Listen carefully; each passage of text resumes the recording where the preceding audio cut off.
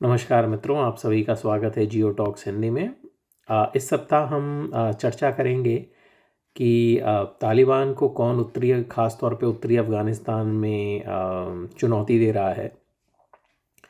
मित्रों, जैसे मैंने पिछले सप्ताह चर्चा की थी कि मैं अफ़गानिस्तान फ्रीडम फ्रंट के एक नेता का साक्षात्कार कर रहा था उस समय, और अब वो प्रकाशित हो गया है तो उसके बारे में चर्चा की जा सकती है। मित्रों, मैंने अभी पिछले सप्ताह ही अफ़गानिस्तान फ्रीडम फ्रंट के जो पॉलिटिकल कमेटी के अध्यक्ष हैं, दाऊद नाजी, उनका साक्षात्कार किया। और अफ़गानिस्तान फ्रीडम फ्रंट के जो मिलिट्री काउंसिल के चेयरमैन हैं, यासीन ज़िया, उनसे भी चर्चा की मैंने। वो इस प्रकरण में हम डिस्क्रिप्शन में और वो साक्षात्कार जो है इंटरनेशनल पॉलिसी डाइजेस्ट में प्रकाशित हुआ है। आप लोगों से निवेदन है कि उसको ज़रूर पढ़ें।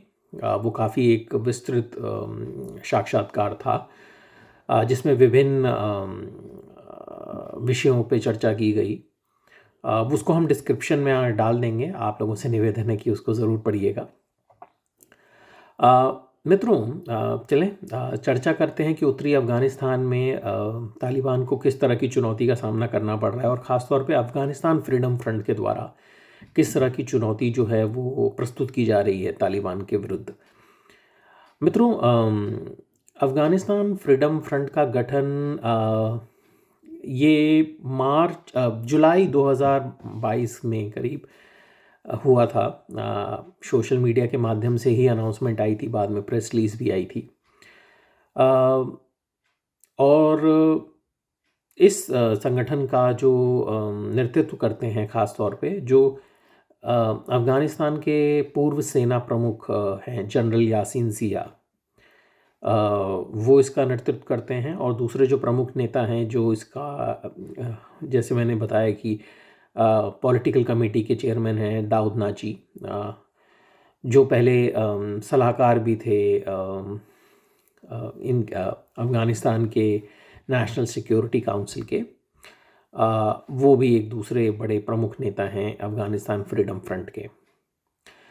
जी, और अगर हम अफ़गानिस्तान फ्रीडम फ्रंट एएफएफ की संरचना के बारे में देखें, तो इसमें मुख्य रूप से जो लड़ाके हैं वो वही लोग हैं पुराने पूर्व जो अफ़गानिस्तान नेशनल आर्मी में जो पहले काम कर चुके थे, सोल्जर्स थे पहले, और ख़ास तौर पे स्पेशल फोर्सेस कमांडोज जो थे अफ़गानिस्तान नेशनल आर्मी एएनए के, वही लोग हैं मुख्य रूप से जो इस समय एएफएफ के गुरिल्ला फाइटर्स हैं।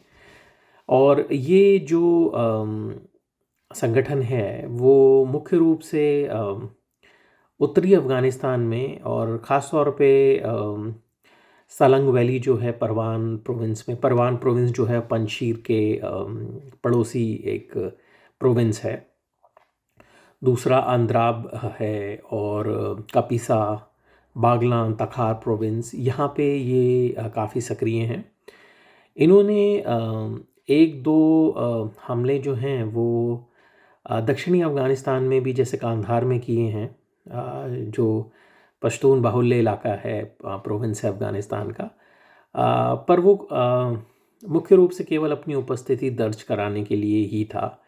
ज़्यादातर जो कार्रवाइयाँ हैं एएफएफ की वो उत्तरी अफ़गानिस्तान में ही रहती हैं। और अगर प्रमुख हमलों के बारे में चर्चा करें तो अपनी फॉर्मेशन के बाद से ही एएफएफ ने सबसे बड़ा हमला किया था बगराम एयरबेस, जो अफ़गानिस्तान का सबसे महत्वपूर्ण एयरबेस है और सबसे बड़ा भी। वहाँ पे इन्होंने रॉकेट हमला किया था। ये करीब 2022 में ही अपनी फॉर्मेशन के बाद ही इन्होंने किया था तुरंत। और अभी दोबारा से पिछले माह अक्टूबर में जो काबुल एयरपोर्ट का मिलिट्री सेक्शन है, वहाँ पर इन्होंने काफ़ी कई रॉकेट्स दागे, भारी रॉकेट्स। जिसमें बकौल एएफएफ के प्रेस रिलीज़ के तालिबान को काफ़ी जानी और माली नुकसान हुआ, पर इसको हम इंडिपेंडेंटली वेरीफाई नहीं कर सकते। तो इसीलिए किसी भी नंबर को कोट करना या किसी भी चीज़ को क्वांटिफाई करना थोड़ा मुश्किल है। हाँ, पर ये हमला हुआ और तालिबान ने इसके ऊपर काफ़ी इसका संज्ञान लिया और काफ़ी सर्च ऑपरेशन चलाया काबुल शहर में ही, कैपिटल में, ख़ास तौर पे खैर खाना के इलाके में। तो मित्रों, अगर हम एएफएफ को देखें तो दूसरा ही ये जो अहमद मसूद का नेशनल रेजिस्टेंस फ्रंट है, एनआरएफ, उनके साथ भी समन्वय रखता है, परंतु ये अपने आप में एक अलग संगठन है।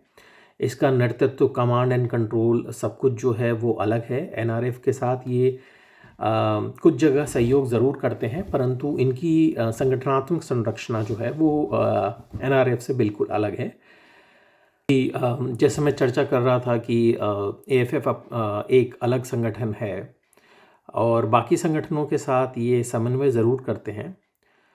और देखा जाए तो जो संख्या की दृष्टि से एएफएफ जो हैं बहुत ज़्यादा लड़ाके फ़ाइटर्स नहीं हैं इनके पास, परंतु जो इनके फ़ाइटर्स हैं ये काफ़ी प्रशिक्षित लड़ाके हैं, क्योंकि ये अफ़गानिस्तान नेशनल आर्मी के पूर्व सैनिक हैं या कमांडोज़ हैं। और ज़्यादातर, और जब से गठन हुआ है एएफएफ का, तभी से अगर हम देखें पिछले 2-2.5 साल से इन्होंने निरंतर हमले किए ही हैं तालिबान पे।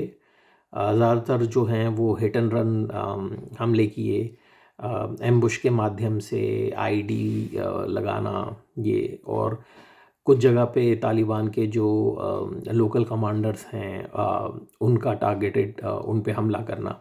तो ये मुख्य रूप से एएफएफ की गतिविधियां रही हैं। और गाए बगाए जो तालिबान के जो प्रमुख बेसेस हैं वहाँ पर रॉकेट से हमला करना, ये एएफएफ करता रहा है। और अगर हम देखें तो लेकिन इसका जो एरिया ऑफ ऑपरेशन है वो ख़ास तौर पे उत्तरी अफ़गानिस्तान ही है, और जो इसका जो सपोर्ट बेस है वो वही है। जैसे ताजिक लोग हैं मुख्य रूप से जो इसके सपोर्ट बेस में हैं, और जमीत इस्लामी जो पार्टी है अफ़गानिस्तान में, उसके जो सपोर्टर्स हैं या उसके जो ऑफिस बेयरर्स हैं वो भी एएफएफ में हैं काफ़ी लोग। और इसी तरह से इनका जो हेडक्वार्टर है, पॉलिटिकल ऑफिस, ये सेंट्रल एशिया में ही है। इसका कंफर्मेशन जो है वो ये भी नहीं करते, और जो इनको होस्ट कर रहे हैं जो कंट्री, वो भी कंफर्म नहीं करते, पर यही माना जाता है कि इनका कमांड एंड कंट्रोल जो है वो सेंट्रल एशिया की किसी कंट्री में ही बेस्ड है, जिसका बॉर्डर जो है अफ़गानिस्तान के साथ लगता है। और जो अगर इनकी सप्लाईज़ की बात करें तो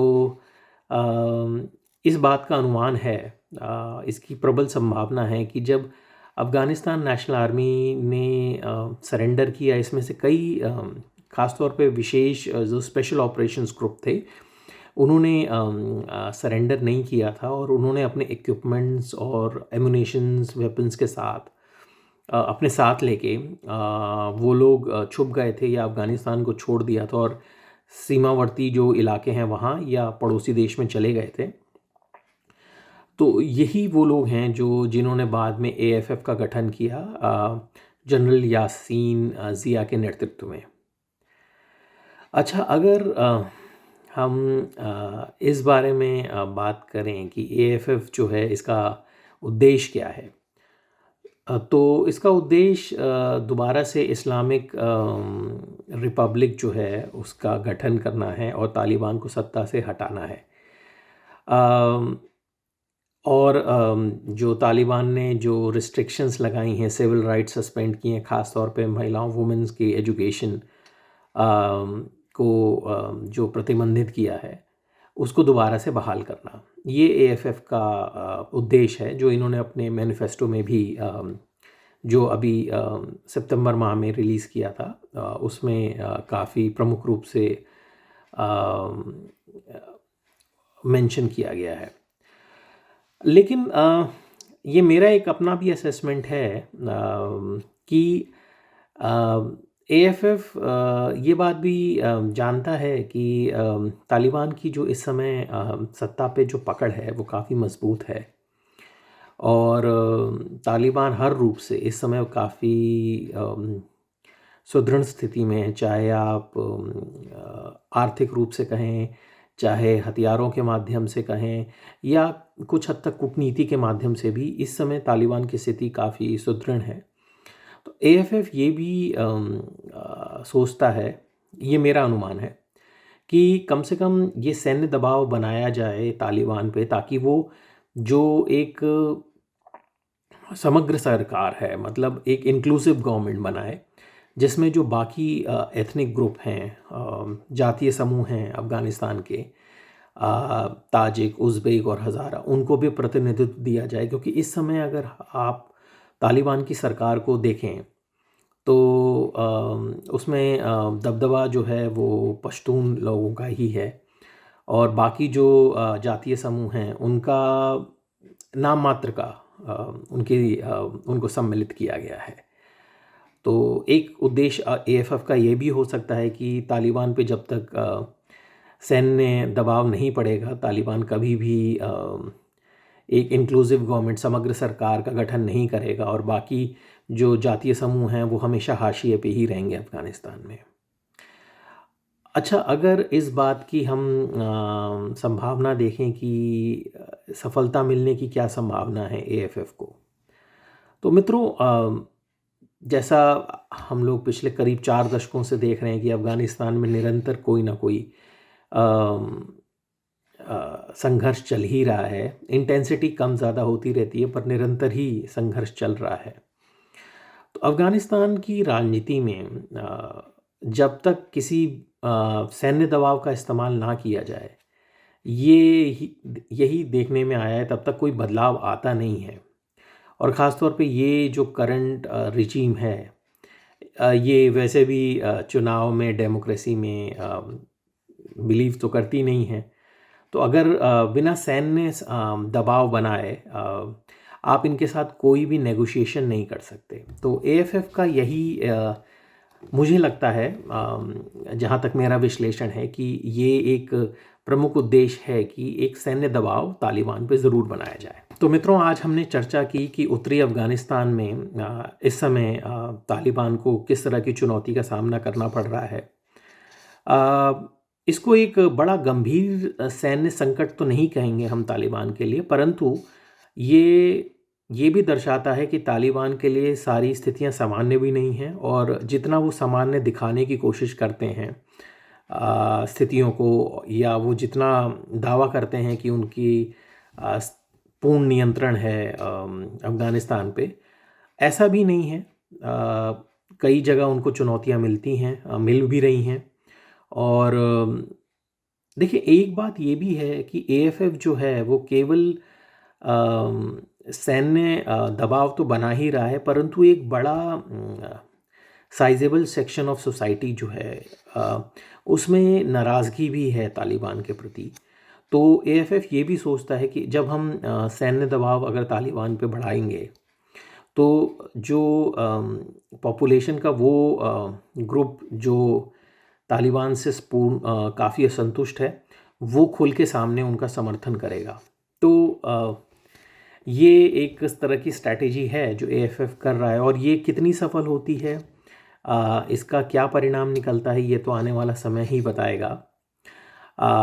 मित्रों, मैं बहुत ही जल्दी अपने एक पत्रकारिता असाइनमेंट पे मिडल ईस्ट जा रहा हूँ, और कुछ माह अब मिडल ईस्ट में ही रहूँगा मैं कोशिश करता हूँ कि साल में करीब 2-1 असाइनमेंट करूँ मिडल ईस्ट में, अफ़गानिस्तान, पाकिस्तान में। क्योंकि हमारा ये मानना है कि जब तक हम ग्राउंड पे ना हों, तब तक हमें चीज़ों को समझने को में आसानी नहीं होती, या हम चीज़ों को समझ नहीं सकते केवल चीज़ों को पढ़ के या मीडिया एनालिसिस करके। चीज़ों को पूर्णतः समझा नहीं जा सकता, इसीलिए हम ग्रास रूट पे या ग्राउंड पे रहना हमेशा हम कोशिश करते हैं कि कम से कम कुछ माह जो हैं साल में वो रीजन में ही बिताएं। तो दोस्तों, मैं बहुत ही जल्दी अपने असाइनमेंट पे जाऊंगा और कोशिश करूंगा कि वहाँ से भी मैं निरंतर अपनी जो हमारा जो साप्ताहिक चर्चा होती है वो करती रहें। आप सभी से निवेदन है कि जियो टॉक्स हिंदी को सब्सक्राइब करें, ताकि हम लोग जो भी भू राजनीति, जियो पॉलिटिक्स के बारे में डिस्कशन करते हैं, मध्य पूर्व, मिडिल ईस्ट या अफ़गानिस्तान, पाकिस्तान की, उस पे हमारा जब भी वीडियो आए नया तो उसकी नोटिफिकेशन आपको मिल जाए। धन्यवाद।